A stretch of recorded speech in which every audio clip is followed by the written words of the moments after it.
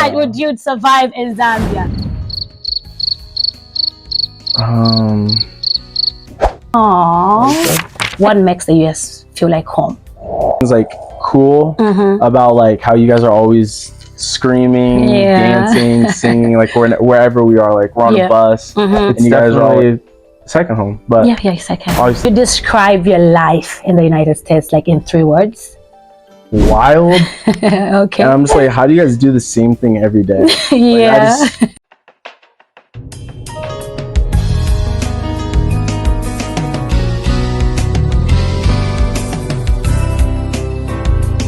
Hello everyone, welcome back to my channel. I am Margaret, Yumi, your self-help coach, and yes, this is your self-help channel. On this channel, we talk about topics, matters, subjects that enable you to become nothing but the very best version of yourself, whatever that means to you. And in today's video, I have a very special guest. Hi, Christian. All the way from the US. He's going to be telling us his life experience in the US and also his adventures since he came here in Zambia. Christian, I have a question for you, right? Yes. So you've been preparing to come to Zambia. Yeah. Fast forward on a plane and then you landed in Zambia. What was going on through you? What was happening in your emotions? What were you thinking coming to Zambia? Because you've been away like, for over a decade, right? Yeah. What happened? What were you feeling? When I first landed here, small airport, so I knew like this area was, I mean, it was kind of what I expected. Like we got in the airport and it was a small airport. Okay. And then we kind of got outside and it was really grossly hot. And there was only like a couple of buildings in sight. And then once we got in the car and started driving around and saw a little bit more of like the side stands and stuff like that. It was definitely what I expected of Zambia, and it was a lot different, obviously, from being in the US and like coming over here and seeing like all these little kids running around, no shoes on, and all these families on the sides with the little babies and stuff like that. So it was definitely a big culture change and a lot different, but it's still super cool. So. How did you feel? I mean, I felt like, it was just weird to me that like I'm born here and now I'm back, so it's definitely cool. So okay, interesting. Now, how has been your experience in the United States? Maybe can you describe your life in the United States like in 3 words? Come on. Adventurous.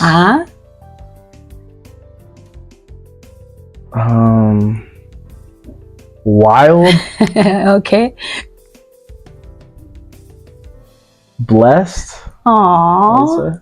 Explain each like on a broader perspective. So let's start with adventurous. I would say my life's adventurous because I'm always, my family, we were always like, we grew up going on like multiple camping trips every year. Okay. And like always doing something. So I would say my aspect of that life is like adventurous just because we're always doing something, always going on a trip, stuff like that. And then I would say my life's wild because the things I do with my friends, I would say, and I go to parties and school and I'm always messing around. So in that aspect, I would say I'm wild. And then blessed just knowing that I was born here and then I was adopted, and now my life was drastically changed. Well, living in America. So. Wow. What would you say about the people back in the US? Are they friendly? What are some of the challenges that you faced interacting with the people there? For me, I get along with, I would say, everybody. Okay. And I can talk to people very easily. So I feel like I've never had a problem with like anybody bullying me or like being like mean to me. But obviously there's mean people out there. But I would say like I've never really experienced someone trying to bully me or something like that. Because maybe you're scary. Look at you. I don't know. So I don't know. I can talk to people easily. I can make a friend within meeting somebody in 10 seconds. So that's never really been a problem of mine. But I see it and it happens, but it's not really to me. So I would say people in America are, amazing. They're cool. Amazing. You speak so good English. Your English is very good, by the way. But then have you learned another language? Because I know that for a fact that in America you guys get to learn different languages like Spanish, French. You can learn a lot of different languages in school and your electives.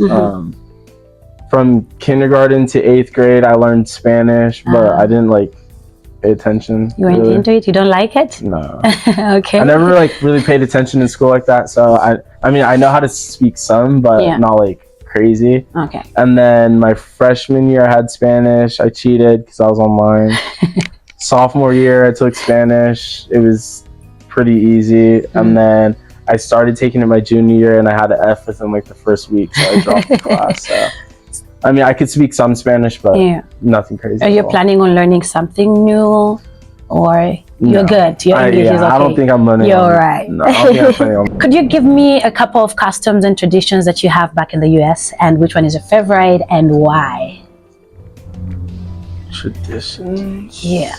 I mean, our family has traditions, I would say. So, what is like a week after Thanksgiving, we go and get like our Christmas tree all together as a family. Yeah. There's a couple different places we go to.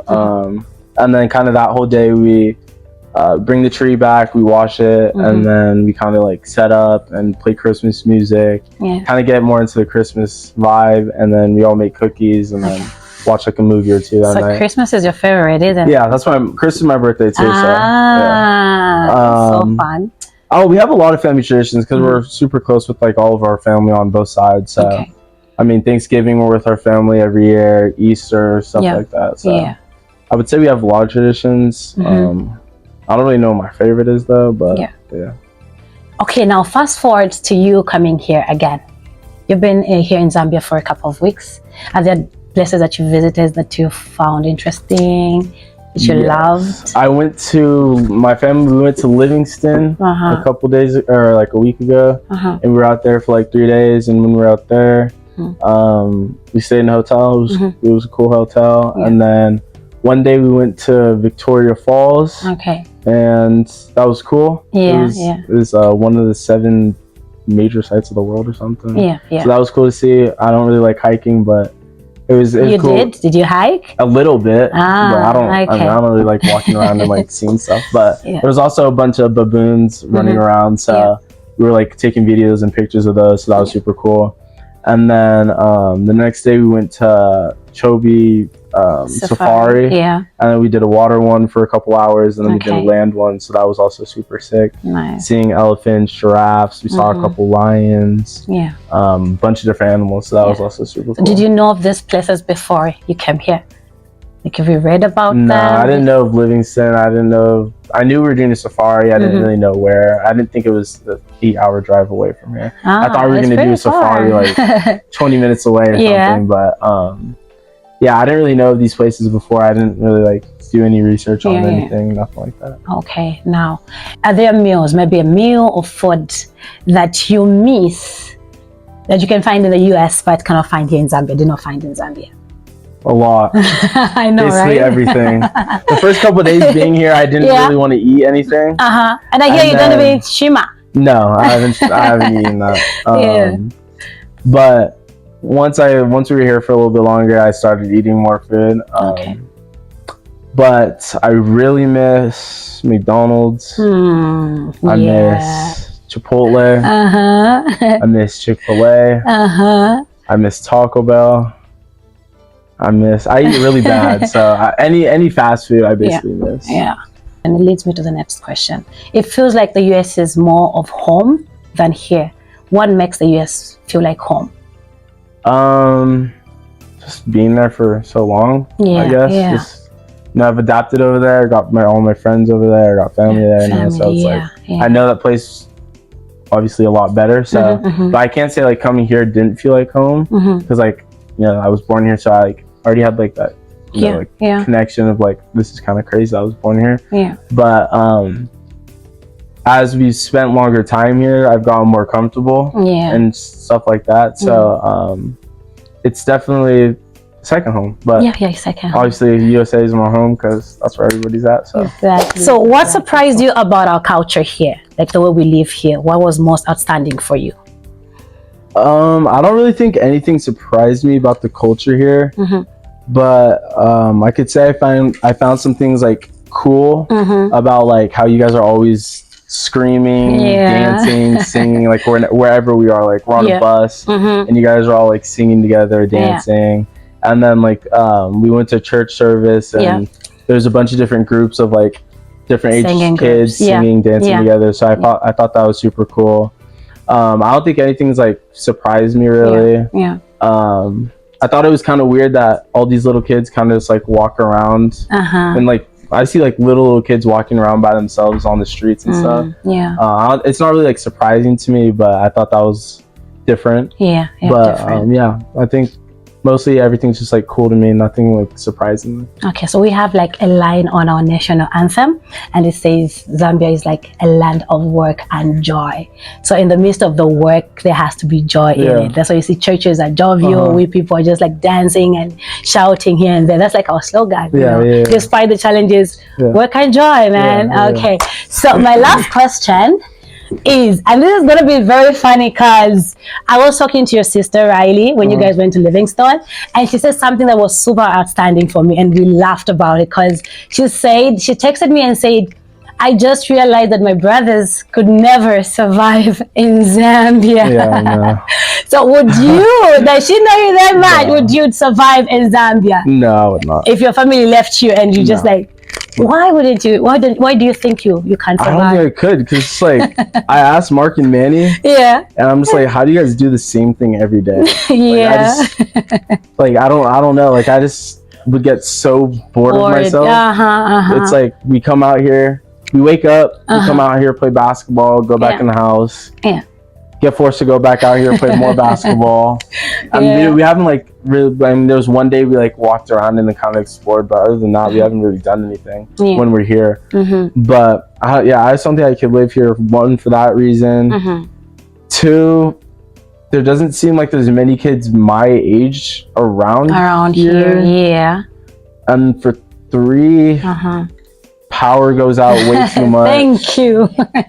I would, I couldn't do that. I would have to, I mean, at times I need to play video games, at times I need to do stuff like that. Online. And you need Wi-Fi, by the way. I need Wi-Fi. I would not be able to do that. I think there's a bunch of reasons I wouldn't be able to live here.